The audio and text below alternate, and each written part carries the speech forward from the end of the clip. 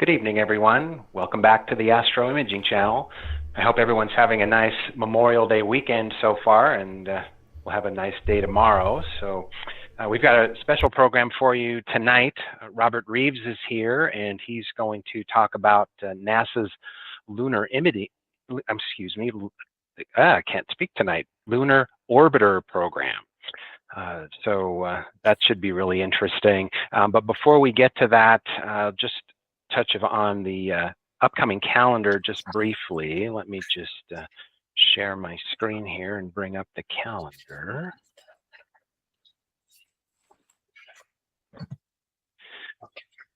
So next week, TAIC's Tim Hutchison will be presenting, and he's going to do a show about how to minimize different types of noise and maximize your signal-to-noise ratio to get the cleanest images possible. So I'm really looking forward to that one next week. And then the week after, we've got one of our favorite guests coming back. Ron Breacher will be here, and he'll talk about starless workflow, starless processing. And then the week after that is Father's Day, so no show on the week of the 16th. And then the following week will be our anniversary show, and we're going to put together a couple of shorts for that as well. And then Deborah and Peter Cervallo will be here after that to talk about long focal length imaging. And you can see we do have some open dates after that. So if anybody out there, if you've got an idea for a program, something that you've been thinking about or considering possibly presenting on the show, we'd certainly appreciate it if you would come on over to the contact page and put your name and your email, a little bit about what you'd like to talk about. We'll contact you and get you on the show. So stop the share here. All right, so that brings us to tonight's guest, which I mentioned earlier is Robert Reeves. And Robert is an incredible lunar imager. He's been photographing the moon for years, going back to the film days. And actually, Robert had been on the program a few years back, did a really nice show on lunar imaging and introduction to that, and so if you're interested in getting into lunar imaging or getting better at it, you should go take a look at that program because he did a really nice job on that. But tonight he's not going to be talking about his images. Instead, he's going to tell us about the Lunar Orbiter program that NASA ran in the mid-60s to image and map the moon for the Apollo missions. So, Robert, if you are ready, I will hand it off to you and you can start your talk. Alrighty. I presume I should try to share my screen again and see if we can duplicate what I did a little while ago.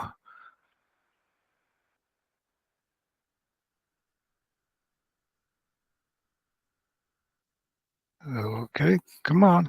You got it. Here it comes. Yeah, but I don't see my selection for my slides. Do you have that window minimized by chance?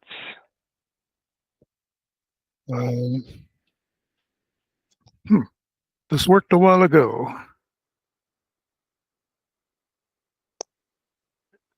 Robert, do you have? There you go. Oh, there you go. Alrighty.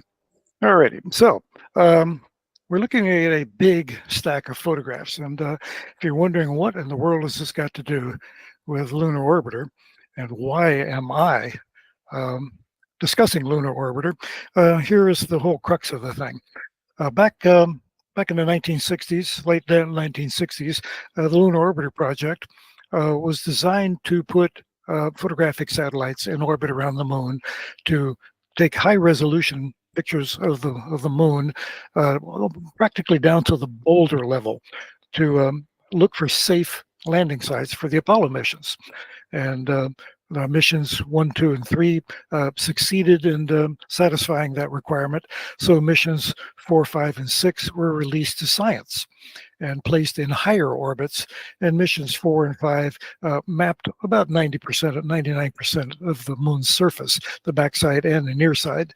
Mission 6 was canceled to do what NASA does best, get rid of a perfectly viable spacecraft and turn it into a museum piece. But nonetheless, the program was phenomenally successful at charting the moon for the Apollo missions. And to plan the Apollo missions, each lunar orbiter photograph was printed out on a 20 by 24 inch piece of paper. The actual image is about 16 by 24 within the photograph. And these were used at the Manned Spacecraft Center, now called the Johnson Space Center in Houston, to look for suitable Apollo landing sites and plan the missions. Now, when the Apollo program was over, NASA again did what NASA does best. They threw all of these pictures in the dumpster. And this cost millions of dollars to get these pictures, and they threw them away. Some very bright scientists said, this ain't right, dug them all out of the trash, and they became the core of the Lunar and Planetary Institute in Houston, Texas. This was back when it used to be in the mansion before it got moved over on Bay State Boulevard, where it is nowadays. Well, these pictures stayed at the Lunar and Planetary Institute for about 50 years, and then the LPI decided, well, now we're going to throw these things away. And they were headed for the dumpster. The Corpus Christi Astronomy Club here in Texas heard about this and said, this ain't right. They took a fleet of trailers over to LPI and rescued all of these images. They sorted them all out, got them recategorized into complete sets, and gave them to such institutions as Texas A&M and various other institutions. And then there were a lot of them left over. And I inherited 3,000 of them. And turns out there's quite a few duplicates. I culled them out and I should be advancing some slides here. I culled them out and sorted them out. The biggest place of my house to do this, of course, is my bed. My wife cast a disapproving eye on this. We got to sleep there. So every day I sort out the pictures, pick out the ones that weren't duplicates, separate out the duplicates, clear the bed again, repeat the process again the next day. So I now have about 900 of these pictures in a special cabinet that I built, and the remaining almost 2,000 of them I've been trying to find other homes for. I do offer them at an extremely reasonable price for what they are, actual historic artifacts, in spite of the fact that they were thrown away twice. But anyway, they're in my possession now, and I intend to make sure they end up in hands that will appreciate them. So, Rusty, our little ginger cat, she's the keeper of the moon pictures. She's the guardian now that I've got them all sorted out, and she jealously makes sure that nothing happens to these. She fearlessly stands guard, of course, but she does look down upon the lunar surface, and she has rendered her opinion of the moon.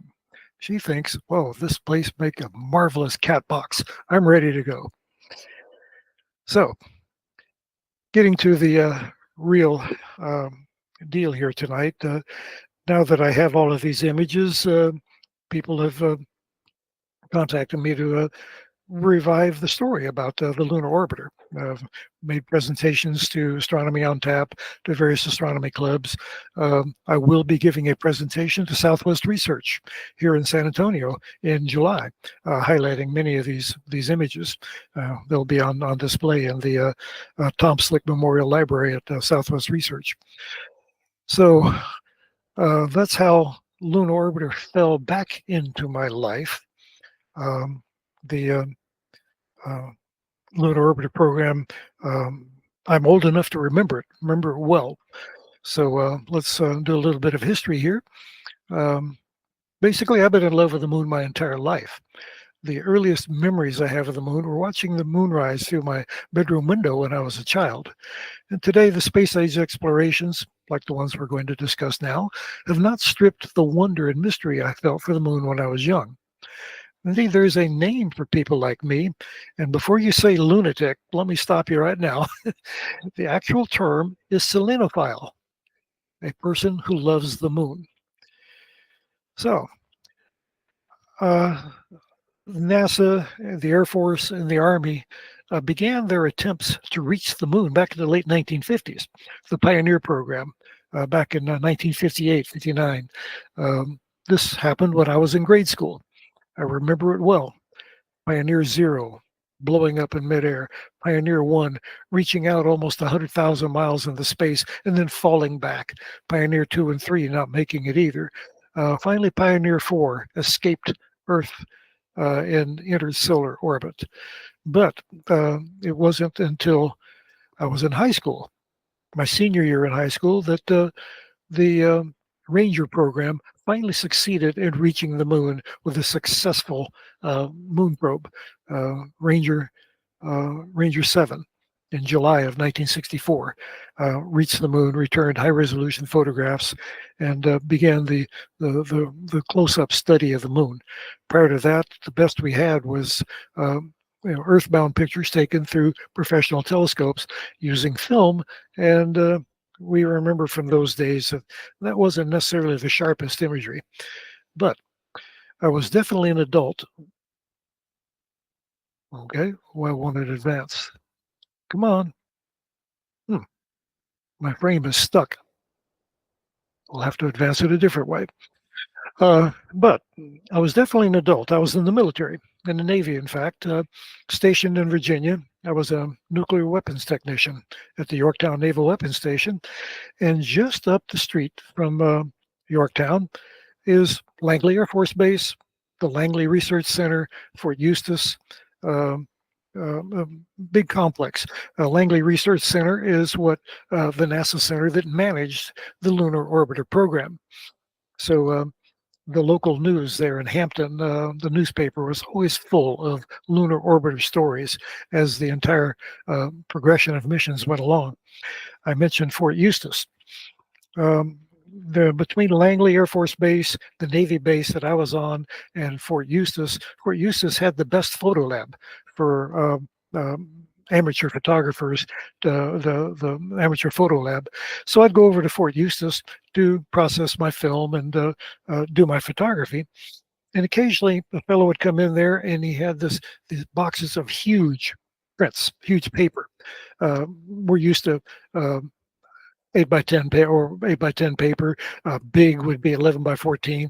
Well, this guy had 20 by 24 inch sheets of paper. I said, where in the world are you getting this stuff? Because he had tons of it. Well, it turns out his girlfriend worked over at Langley Research Center. And whenever he needed any photo paper, she would get a box of the stuff that they're printing up the lunar orbiter prints on, mark exposed on it, and then take it out to him. So your tax money at work. But lunar orbiter carried on, and we'll discuss it here in a minute. I like to say that I have no special talent in photography in the history of the space program, but I am passionately curious. So over the past 65 years, I've been able to make my mark.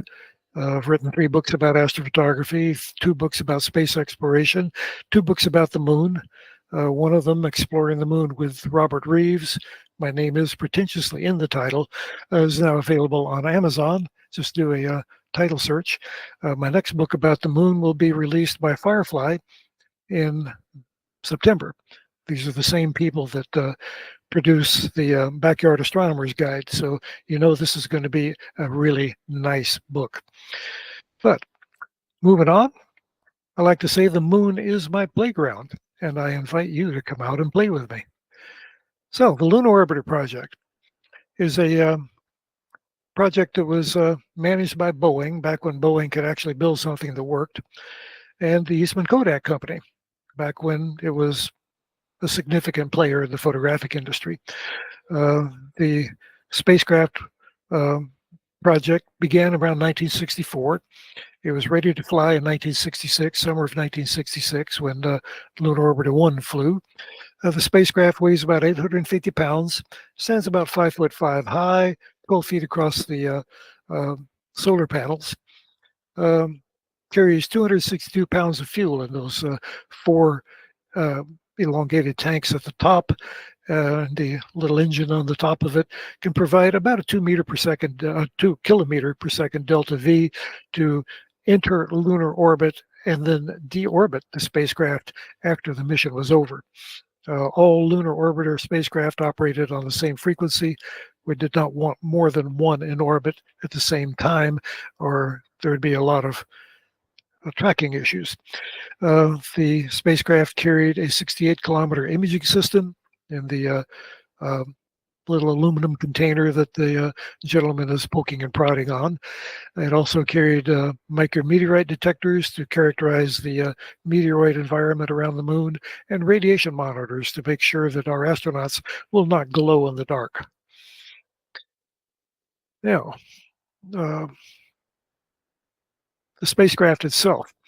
The rocket engine nozzle at the top is actually one of the thrusters from the Apollo lunar module attitude control system, adapted to this.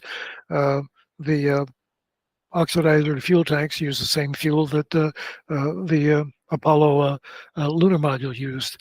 The photographic subsystem, shown in the red here, was actually a photographic system designed for the Samos reconnaissance satellite that was flown by the Air Force back in the early 1960s. But when the Lunar Orbiter project was initiated, this fact was not revealed. It was assumed that the photographic package was designed from the ground up for Lunar Orbiter. But no, indeed, it had already flown back in 1960 and 61 as a spy satellite in orbit around the Earth.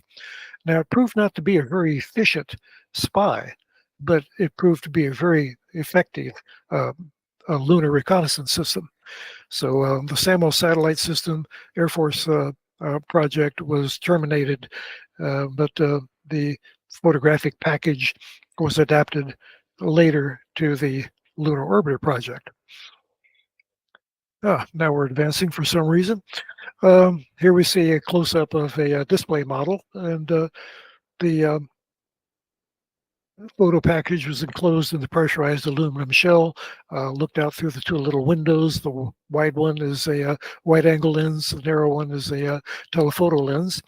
The little aperture cover covers, keeps sunlight from entering into the little aperture windows when not needed, because it's possible for the film to get light struck if that thing is open at the wrong time. So, a basic view of the spacecraft, one of the more elegant spacecraft that NASA produced back in the 1960s. A very efficient machine. It performed very well in lunar orbit. There was rarely an issue with the spacecraft itself, except one minor issue. Well, not minor, but it was worked around, that I'll talk about as we go along. But a view from basically the top of the spacecraft. I consider the engine to be the bottom, so this would be essentially the top of the spacecraft, the solar panels facing the other way.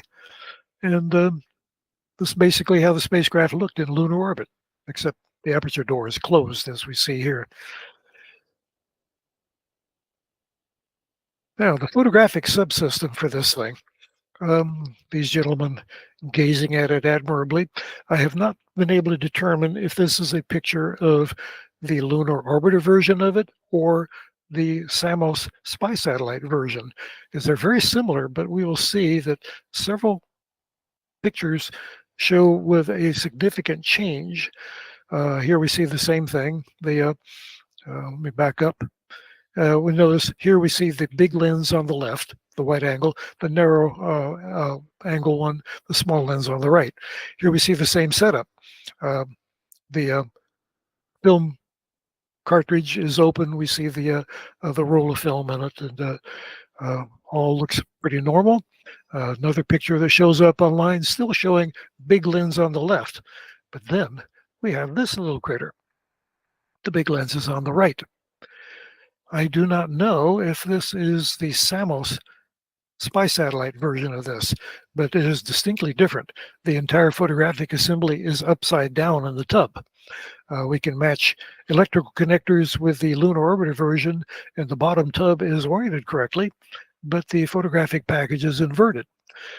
So if anybody knows anything about that, I'd be very curious to hear from you. But here we are, back again, the lens, big lens on the left, and that's how it appears in the actual lunar orbiter spacecraft. So the photographic subsystem, like I said, it was developed for spying on the Earth. It contains 79 meters of 70 millimeter Kodak SO243 high definition aerial film, a radiation resistant film on an S-star base. Now, those of you who are old enough to remember the photography days with film, I remember how heavy and thick Plus X and Tri-X film was. And then we came out with the TP2415 film, and it had the really thin base on it. You could cram a lot of film into a small cassette simply because it was thinner. Well, this same principle here, carry more film on a thinner base. Also aboard was a equal length of SO111 bimat developer film.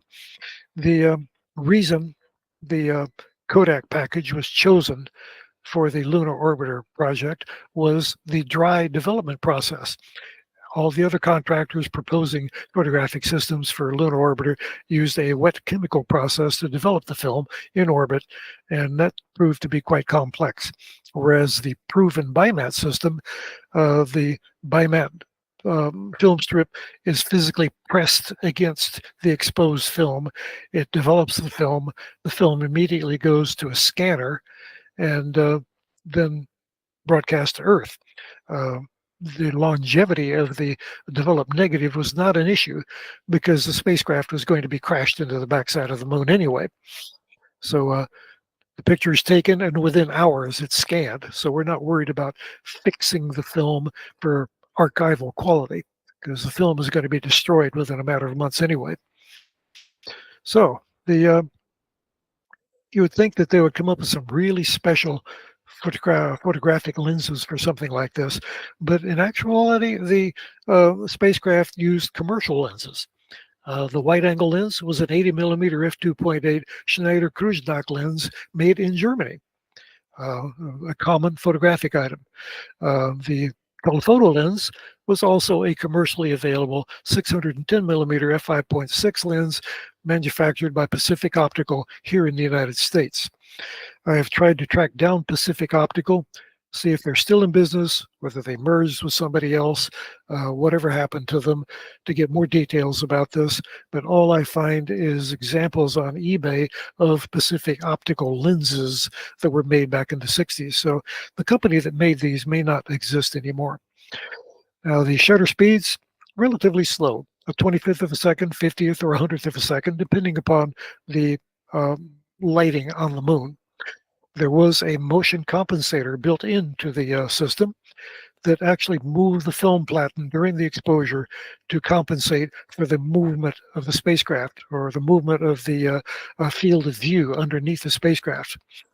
And as mentioned, the whole photo system was adapted from an Air Force photo reconnaissance satellite. Now, the scanning system for this was developed by CBS, the television network, same television network that brought you Walter Cronkite. The scanning system would scan the developed film with a 5.6 micron spot, which made 286 scans per millimeter on the film. So essentially, we were scanning the grain on the film, getting enormous resolution, getting everything out of it the film was capable of doing. Now, and it took 48 minutes to scan an entire full frame. It would this flying spot would go back and forth, 286 scans per millimeter, going horizontal, vertically. Well, how would I say this? Crossways across the film, scanning a region of the film 2.6 2.667 millimeters wide. And then we'll move on to the next little strip, 2.667 millimeters wide, and scan the entire frame that way. Now, these little 2.66 millimeter wide strips are what create the striping effect that you see on the classic lunar orbiter photographs, because it's assembled out of reconstructed film strips that were each scanned with this system. Now, once the film was scanned, the signal broadcast to Earth as an analog system, analog signal using a 10-watt signal on the directional antenna on the spacecraft. It broadcast at 2,295 megacycles and transmitted the signal to the Deep Space Instrumentation Facility, which is the same system of antennas still used today to track our deep space probes, the Voyagers, the Juno in orbit around Jupiter, the spacecraft in orbit around Mars. This whole instrumentation facility still exists. The signal was received, recorded on tape, played back through a kinescope, which turned it back into a visual image that was recorded on 35 millimeter film. The 35 millimeter film strips were hand reassembled to create the finished image. That was in turn photographed on 9.5-inch wide film and then sent to Langley to process into the big prints that we have now, the 20 by 24-inch prints. This is basically a repeat, but we're showing how the Langley folks made contact prints out of these master negatives to create the big prints, the 11 by the 20 by 24-inch prints, and hundreds of thousands of these prints were made, distributed all over the world, and the ones at the Johnson Space Center, well, I told you what happened to them, and many of them now are sitting on my desk right in front of me. So I'm trying to remember why I put this. Oh yeah, the 70 millimeter film on the spacecraft. We're showing how each framelit, readout framelit, 2 3/4 inches across. Excuse me. No, the film is 2 3/4. I'll get my numbers right. 2 3/4 inches wide, but the film readout is only 1/10 of an inch wide. So that's why we end up with these stripes when they reassemble the pictures. Getting to the moon, well, we all remember NASA back in the early days. The early moon probes, the Pioneers, launched with basically Thor or Jupiter intermediate range ballistic missiles. The later ones, the later Pioneers, the Rangers, lunar orbiters, boosted by an Atlas ICBM. Back in the early days, these missiles were supposed to be our first line of defense against the invading Russian hordes, but they had a terrible record as a space booster. They had a bad habit of blowing up. So it did not exactly instill confidence in their ability to defend the United States. But by the time we got through the Mercury program and used the Atlas to launch our Mercury astronauts, the reliability problem was pretty much ironed out. And all 5 of the lunar orbiter missions that were launched performed admirably. The Atlas booster did its job, used an Agena D upper stage to put the spacecraft in orbit around the Earth, a parking orbit, and then after about 15-20 minutes, the Agena would relight and boost lunar orbiter on its way to the moon. So by the time lunar orbiter came around, the Atlas Agena system was a fairly robust, reliable rocket in spite of its early history. It was certainly an elegant rocket sitting on the launch pad. It just harks of the old days of early NASA when everything was new and exciting. These rockets were going to the moon, by golly, and this was all new and exciting. Like I said, 5 of them flew, all of them up off of the way, performed admirably. Oops. Now, once launched on its southeasterly launch azimuth from the down the eastern test range from Cape Canaveral, the Atlas and the Gina would put the payload into a parking orbit around the Earth, a low orbit, a little over 100 miles up, and it would continue down towards South Africa, where the Gina would relight and push the spacecraft into a translunar trajectory. Now, we're used to seeing maps of the Earth where the um, successive orbits make a series of S-shaped sine wave-like tracks across the Earth. But when you're going to the moon, something different happens. We launched from Cape Canaveral, parking orbit down across the South Atlantic, tracked by the Rose-Knot Victor tracking ship, Johannesburg, the Rose-Knot, the Sword-Knot tracking ship in the Indian Ocean. And about this time, that Agena relights. It starts pushing the spacecraft toward the moon, away from the Earth.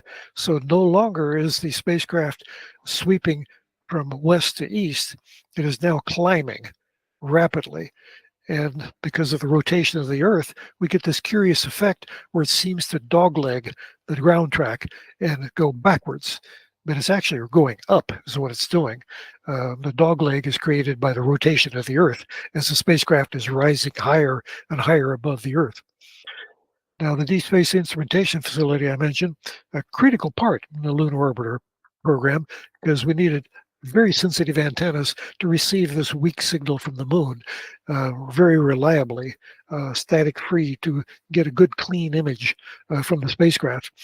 The Goldstone Station in California, one of the most famous, Madrid, another link, Johannesburg, South Africa, and Woomera, Australia, were the primary tracking stations for the Lunar Orbiter program. Now, these tracking stations each had an identical 85 foot diameter equatorially mounted parabolic dish. Very sensitive, could receive signals from that 10-watt transmitter in orbit around the moon.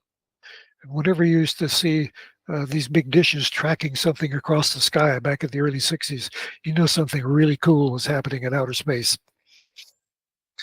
So this particular graphic is Lunar Orbiter 2. Day 0, and we're launched. It takes about 4 days to get to the moon. 4th day, we enter the initial orbit. By the 9th day, the orbit is trimmed and stabilized in the photographic orbit. And then for the next 10 days, the Lunar Orbiter takes successive pictures of the moon.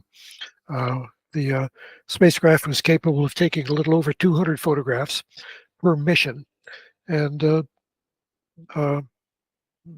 the photography was over with within a couple of weeks. After that, the spacecraft would remain in orbit, monitoring radiation and checking for meteoroid impacts. When the successive mission was ready to fly, the current one was deliberately crashed on the far side of the moon to clear the pathway for the next lunar orbiter. Let me take a quick drink. I'm starting to lose my voice.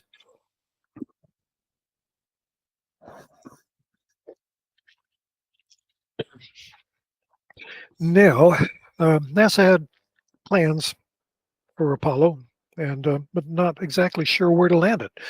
Needed a very safe, smooth, debris-free initial landing place. So a number of targets were selected for the initial missions, and these were photographed by Lunar Orbiter 1, 2, and 3, and of course the backside of the moon too. Lunar Orbiter 1 far side coverage, supplementing the very crude pictures that had come back from the Russian Luna 3 and one of the Russian Zond probes. Now, photographing the moon from moon orbit is very complex. We've got to have proper look angles to the Earth. We've got to have proper sun angles for illumination. The spacecraft has to be in the proper attitude, pointing in the right direction. It was not an easy trick to get the spacecraft pointed in the right place at the right time, but they managed to pull it off quite well.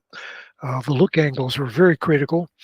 Uh, the telephoto lens on the spacecraft, um, uh, the field of view is rather small, and the target areas were very specific. So even at the high altitude, like the Lunar Orbiter um,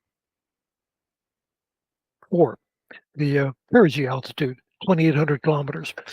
This was one of the science mapping missions. It could be in a higher altitude. It ranged from 2,800 up to about 6,000 kilometers altitude to map the backside of the moon and the do science on the front side. But we see the look angles of these lenses very narrow. And to target them to a very specific place on the moon took a good deal of coordination. And here we see the flight profile lunar orbiter 4, perigee 2,500, apogee almost 6,300 kilometers. And we can follow the timeline here where it would take a few frames, it would process a few frames, it would transmit a few frames, and then repeat the process. And bear in mind, it took like 40-something minutes to transmit a frame. So they couldn't take pictures and scan them at the same time. Otherwise, the film mechanism would be moving in the wrong direction. The micrometeoroid detectors, or a ring of them around the top of the spacecraft, they determined that the micrometeor density near the moon would not be an issue for the Apollo program. And as I mentioned before, once the photographic mission was over, the next flight was ready to go, they would crash Lunar Orbiter into the backside of the moon to get it out of the way so it wouldn't interfere with the next mission. So in summary, the project was a success. 5 missions were flown from August of 66 to August of 67, and the first 3 were in low altitude orbits that place the perigee about 50 kilometers above the near side of the moon, where the Apollo landing sites were going to be. The subsequent missions were in high altitude orbits for science mapping. We see that for various reasons, some of the later frames were lost on several missions. 212 frames on mission 1, 206, 182, 163. The film broke. 212 on the final mission. Mission 4 and mission 5 had a bit of an issue. Mission 1, the motion sensor failed. It failed to track the moving scene below the spacecraft. The science people said, okay, let's leave it in a higher orbit where it minimizes this motion and we can get some science out of it. Well, Boeing decided in their wisdom to lower the orbit without authorization, thinking that with the lunar scene going by faster, it would trigger the motion sensor into action. It did not. And all of the high resolution frames on mission 1 were lost. They were smeared. Mission 4, that aperture door that I was showing earlier that covers the little camera windows, that door stuck open and would not close. And when the spacecraft was, that particular portion of the spacecraft was aimed toward the sun, light would enter the windows, bounce past the baffling inside the camera system, and would fog the frames. Primarily the M frames, the medium resolution frames, which there is no low, high, and medium. No low, medium, and high. There's either medium or high resolution. As far as I'm concerned, we should call them wide angle. But anyway, this effect damaged a number of the medium frames. But a sharp engineer named Howard Pond came up with a way of using a coffee cup with some pencils taped to it to model a spacecraft, to show the position of the solar panels, the antennas, and how the spacecraft was aligned with the sun, and devised a way to keep the aperture window pointed away from the sun. So using the simple styrofoam coffee cup with pencils stuck to it to see how the spacecraft attitude was in relation to the sun, they were able to save the remaining M frames on mission 4. A total of 1,650 images were secured. I'm delighted to find that I have about 900 of them myself. Site 2 on the target list became Tranquility Base, Apollo 11. 18 meteorite strikes were encountered, a flux that was acceptable for Apollo, and the radiation levels were deemed safe for the astronauts. One of the major discoveries of the Lunar Orbiter mission were the mascons, the mass concentrations underneath the lunar maria. These were unknown prior to that time. They had actually been detected by 2 Russian lunar satellites, but they didn't tell us about them. So we're officially giving Lunar Orbiter credit for finding these mascons. They're concentrations of mass underneath the lunar maria that significantly affect the trajectory of a spacecraft. You can put a spacecraft into a nice circular orbit around the moon, and these mascons will tug on them with different gravity and warp the orbit, and eventually the spacecraft will crash, even though there's no atmosphere on the moon to degrade its orbit. The gravity alone will do it because of the increased gravity near these mascons. Now, getting to the photos returned from Lunar Orbiter. Of course, one of the first things they needed to do was take the public relations picture, an image of the backside of the moon with Earth in the background. This is not the famous Earthrise picture that Lunar Orbiter later produced, but here we see Tsiolkovsky crater on the backside of the moon and the Earth rising above the horizon. This is the image that really caused a stir in Life magazine on the front pages of the newspaper, the Earth rising above the lunar horizon. Kind of a forerunner of Bill Anders' famous Earthrise picture from Apollo 11 that created the entire environmentalist movement on the Earth. The backside of the moon, here we see Tsiolkovsky crater again and the Mendeleev Basin on the backside of the moon. One of the other public relations things they did with Lunar Orbiter 2, I believe it was, roll the spacecraft over on its side, take a picture of Copernicus crater from a slant side distance. Copernicus has always been seen from above, from the Earth. This was a revelation back in 1966. This was a showstopper. I mean, the excitement that this image caused can't be understated by somebody who was not alive at the time and following the space program.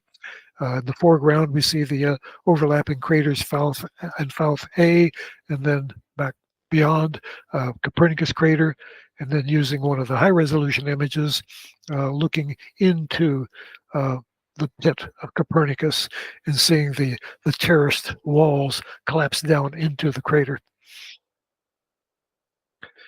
The Marias Hills seen from the side. Again, we see the Marias Hills from Earth, an overhead view, but here we get a 3-dimension view of the Marias Hills, little volcanic domes rising above the moon. I see Marias crater near the horizon, and there are about 250 of these individual little domes and cones in the field of volcanic blisters we call the Marias Hills. And a close-up of a couple of the Marias Hills. through a telescope from our backyard, they look kind of round, but actually they're all very irregular shaped, just little volcanic mounds. An overhead view by Lunar Orbiter of the Marias Hills, one of the more fascinating volcanic regions on the moon, would have been the target of Apollo 15. But after the success of Apollo 11, 12, and 14 and doing precision pinpoint landing at a pre-designated spot, Apollo 15 was retargeted to Hadley Rill instead. So this is one of the ones that the Marias Hills is one of the targets that got away from us. This, excuse me, this is another one of the pictures when it came back from Lunar Orbiter, caused a sensation. Now, in an amateur telescope back in the 1960s, if you had a 4-inch reflector, you had a pretty sharp telescope. If you had a 6-inch or an 8-inch reflector, you were a god. But the views through them of the moon, not necessarily high resolution like today. With our photographic techniques, we can see finer detail than we can visually. So this rill running down the middle of the Alpine Valley was essentially unknown to the amateur community. And this picture was quite a revelation, this rill running down the middle of the Alpine Valley. It was quite a sensation. I mentioned Lunar Orbiter 4 had issues with the medium frames being fogged. This is what they look like, not looking pretty. But drilling down to the Apollo landing sites, this is the real moon as far as an approaching spacecraft is concerned. Just countless little craterlets. The smaller they are, the more of them there are. So this had to be characterized and understood before we could safely set down a manned spacecraft on the moon. More backside views. Here we see Mare Ingenae, one of the only 2 basalt regions on the far side of the moon, and the rather unusual elongated crater Van de Graaff. The near side view, the Triesnecker Rills, also this region once considered as an Apollo landing site. Rima Triesnecker, very near the very center, visible center of the moon's disk. And an enigmatic feature that we still don't understand, and I mentioned Southwest Research here in town, going to be sending instruments to the moon soon. One of the targets of it is this, Reiner Gamma, the albedo feature on Oceanus Procellarum. It has enhanced magnetism in the region, and Southwest Research is going to land instruments there to try to figure out what this little puppy is. It is not a feature displaying elevation. It is not a depression. It is simply a lighter colored feature on the moon. And see the oval off to the left and the little tail squiggling off into the distance. Through a telescope, it looks very much like a frog tadpole. We'd be tempted to think we're looking at Copernicus crater again, but no, this is actually Theophilus crater over near Mare Nectaris. And just beyond it on the horizon, Cyrillus crater. This is looking from the north to the south. And Herodotus crater over near Copernicus. The main features here being the lunar domes just above Herodotus. You see the shallow hills, the little caldera on top, little volcanic features. And the Kepler crater from a slant, from our view from Earth, near overhead view of Kepler.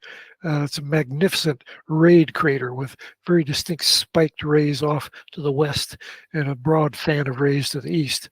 But from low lunar orbit, those rays become very indistinct.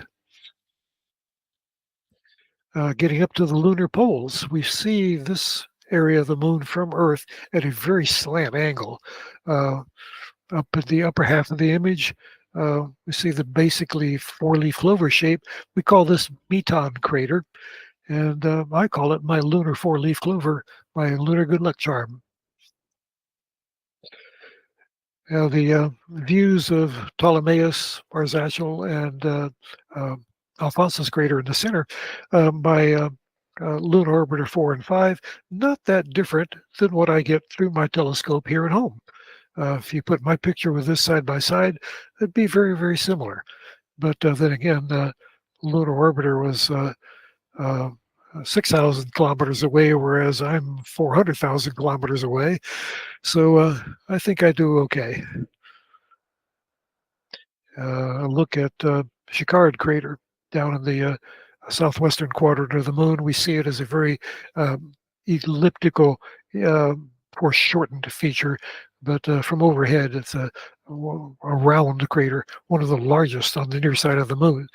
And it features this very curious two-tone basalts. And we're not really sure why the lighter color patch in the middle. Carpenter crater and Anaximander A and B. Carpenter is a very fresh Copernican epoch crater, right center, and notice the lobes of Anaximander A and B protruding below it. That if you invert the picture, it makes a Valentine heart. Over on Western Oceanus Procellarum, the craters Kraft and Cardanus. What intrigues me is Catena Kraft in between them. Makes them look like two balloons playfully tied together on the same string. But look closely at that crater chain, the Catena, that is plowing the surface in between them. You see it continues on into Kraft crater and almost crosses his entire floor. And then the little satellite crater inside of Kraft punches in on top of it. So it formed after this crater chain was ripped into the surface of the moon. And a view of Tycho from Lunar Orbiter. Tycho crater from Lunar Orbiter really doesn't do a whole lot for me. This is about as good as they got with Tycho during the science mapping missions. And frankly, we can do almost as good as this from Earth using our modern electronic imaging techniques.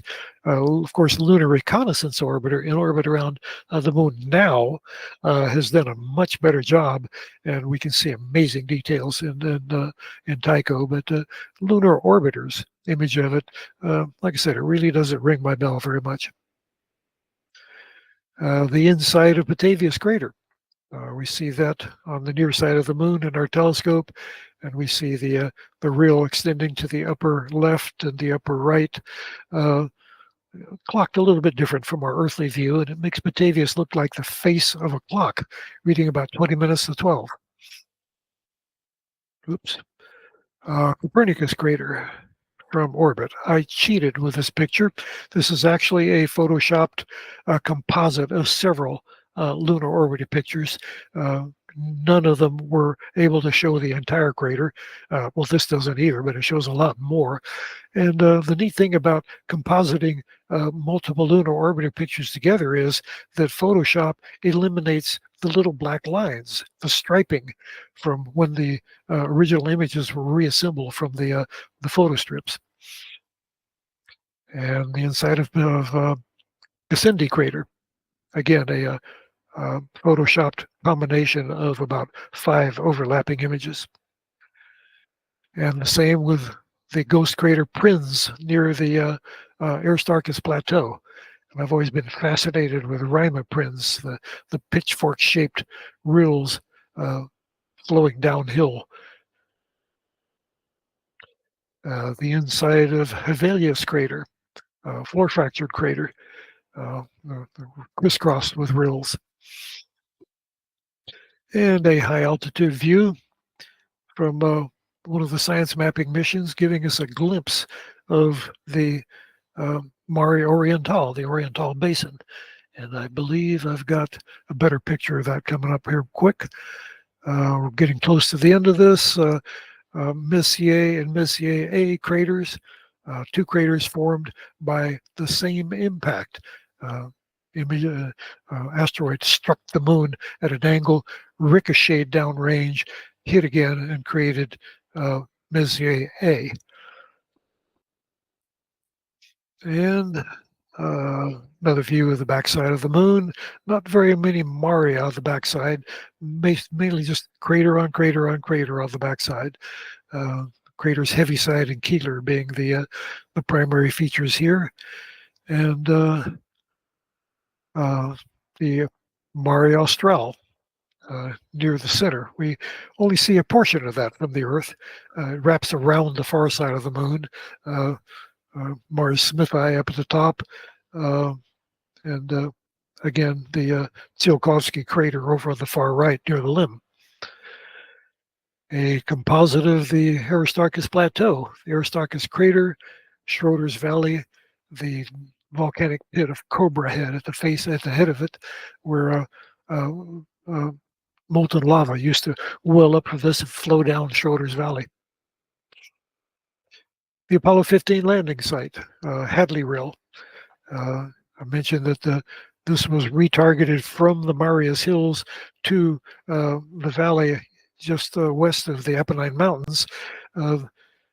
It required precision landing because there was not much room for error. We're going down in an area where there's mountains on all sides. So they had to hit the keyhole. But once they got the confidence with 11, 12, and 14 that they could pinpoint land, they retargeted Apollo 15 to Hadley Rill. And my final slide. This was another of Lunar Orbiter's true revelations about the moon. We have suspected that Mare Orientale was a large basin, but it's right on the western limb of the moon. It rolls around to the far side of the moon. We can't see it from Earth. We can see the Cordillera Mountains, which are the outer impact ring, and the Rook Mountains, which are the middle impact ring, but the full extent of the basin, its bullseye appearance, was unseen from Earth until revealed by Lunar Orbiter. And it was at this point where the true nature of the origin of the Maria and the lunar basins was finally realized. Lunar Orbiter made a huge contribution to the understanding of the moon by revealing this particular feature and how the lunar Maria and basins were formed. It is the best preserved basin on the moon because it was the last one formed. Others formed earlier, were obliterated by subsequent impacts, or covered with basalt, volcanic flows. But here we've got the unwinking eye of Mare Orientale facing us and explaining how the face of the moon came into being. So I will conclude by saying there is much to love on the moon, and I invite you to come out and play with me on my playground. So I'm open to any questions. I'll stop sharing so I can see people. Whoops.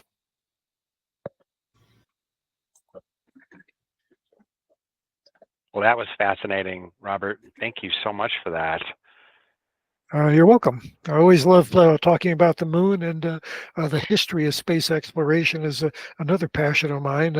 I was on track to be a space historian, actually, after my first two books, but then I was shanghaied by Perry Ramaclis and Wilman Bell to do a series of astrophotography books, and that kind of changed my trajectory. But both subjects are very dear to my heart.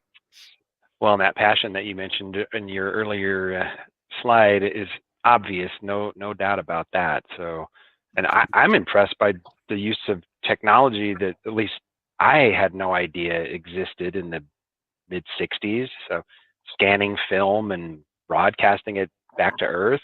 And then I guess it sounds like they were essentially just filming it again here on Earth. So I would have just assumed, of course, that the film was brought back to Earth and developed. Well, and all that. yeah, well, the technology to return it to Earth had not yet been developed. And I just think of, television from the 60s. The resolution wasn't all that impressive. So to see these images, and they were able to put those together using that process. So that was impressive. And then the movement of the film to compensate for the movement of the spacecraft. So it's essentially it's like an in-body image stabilization. Yeah, an early version of it. Way back. So. Yeah, well, the cool thing about all the lunar orbiter tapes, the recorded images that were broadcast back, the tapes survived. A lot of old tapes, some from the Apollo landings, NASA re-recorded over them because they were too cheap to buy new tape.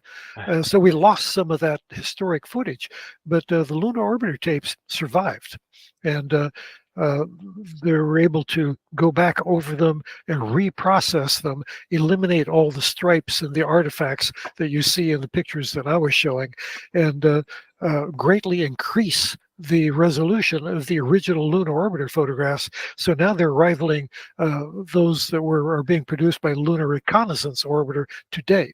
So it's old technology, but we're able to apply new technology to it to even enhance it better. Robert, why don't you tell us about the destiny of all those photographs that you have? The destiny of them? Yeah, you told us earlier before the show started. NASA threw them away, so they were rescued, and I don't know what ever happened to the ones that were, say, like, there are data repositories, NASA data repositories all around the country. Brown University had one. The Lunar Planetary Institute here in Houston. Tucson has one. There's a number of them. I do not know what, if anything, has happened to the lunar orbiter photographs at the other ones. But when NASA threw out all of the images back in the early 70s, the Apollo program was over, like I said, they were literally rescued out of the dumpster and became the core of the Lunar and Planetary Institute in Houston. And they stayed there for 50 years. I used to go over to the Lunar and Planetary Institute on Bay State Boulevard in Houston and actually pull these up and work with them, photograph them, copy them. And now I actually have them. It's just shocking. But like I said, for 50 years they kept them. And then they got the bright idea that, well, we'll just digitize them and get rid of all the paper. So these are historic artifacts as far as I'm concerned. I mean, these are no different than paperwork you would have found on the Santa Maria in Christopher Columbus's hand. They're historical artifacts from the early space program, and they do not deserve to be thrown away. Unfortunately, the Corpus Christi Astronomy Club recognized that, rescued them again about a year ago, redistributed them to educational institutions, and then there was a whole heap of them left over, and I managed to inherit 3,000 of them. So, and you were telling us what you were doing with them, that you were. Well, the original, not original ones, but the unique ones, I separated them all out, got rid of the duplicates, or set aside the duplicates, and kept a stack of unique ones. And I actually had to build a, it's about 4 feet high, about 2.5 feet, I'm looking at it across the room, about 2.5 feet wide, and about 30 inches deep, to store these things in. Each layer has a particular mission, lunar orbiter mission. It's got stacks of pictures in it. And of course, now I use it as my printer stand as well, because I've got a really heavy wide format printer that I make my big lunar pictures on. So it doubles as a print stand right now. But the other ones, like I showed in the original images at the beginning of the show, that big giant stack with a cat on top of it, those are the leftover duplicates. And, Bob, can I interrupt you for a minute here? Sure. If I wanted to get, as far as the duplicates go, Josh asked, you didn't throw out any of the duplicates, did you? No, absolutely not. No, you've got. I'm If going I to wanted find to a get home a for it. copy of one of those duplicates, how would I go about doing it? Not yours necessarily, but just in general. Oh, in general, I don't know where you would else find them, because I don't know the disposition of other remnants. These landed in my lap through the good graces of people that I know at the through the Texas Star Party, folks down at the Corpus Christi Astronomy Club, and they knew about me and my obvious interest in the moon, and made sure they contacted me, and I was able to get these things. And the duplicates, well, like I said, I'm passing them on to other folks, and I'm trying to be extremely reasonable in the price on them. As I mentioned, we have significant family health issues, so I try to help out in that respect with the sale of these, but at the same time, make it affordable for everybody. Mhm. Okay. So, Simon asks if all these pictures at one time or another got scanned into an electronic database. you can download them all from the Lunar Planetary. Okay, I'm getting confused. Lunar Planetary Institute in Houston is not the one. It's the Planetary Institute in Tucson. Okay. They've got them all online. Do a Google search for Lunar Orbiter Archive, and it will take you to it. And you'll find all 5 missions there. Click on a particular mission. It brings up thumbnails of the medium format images. Click on that, and then if there are high resolution images, subsets of them, it will bring those up too, and you can download them all. But there's a difference between the digitized ones and, as you say, the historic ones, which are the ones you have in that pile. Well, I have not tried to print the high resolution scans and see how they compare side by side resolution wise with the actual prints that I have, photographic prints that I have. But online, they look pretty good. I mean, these are some pretty high resolution scans. I just have a general question. When were what? Okay, we all know what a CCD was, Right. you know, with pixels and things like that. When were they developed? When did they start developing? Why didn't these? Were they around in some form No, or another? they didn't exist at the time. The Vidicon tube was the way to get an image, and that in fact was used on the Ranger spacecraft. Basically, television cameras, analog television cameras. The CCD and the CMOS were not developed until much later. They really didn't become commercially viable until around the 80s, and they were very expensive at that time. That's when spy satellites started to go digital. And instead of the film return capsules, they were able to broadcast live digital images from the satellite via relay satellites in geosynchronous orbit. So it wasn't until several decades after Lunar Orbiter that CCD or even later CMOS imaging became viable. Thank you.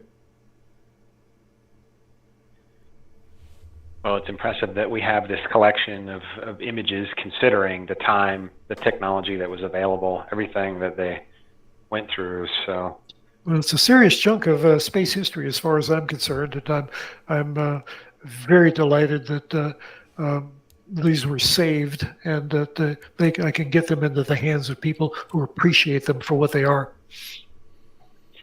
yeah, well, in your hands, there's certainly a good place for them to be as well. So, Well, I've got my no doubt. set, but I still have maybe 1,500 of them to get rid of because I can't leave them there forever. Yeah, your cat.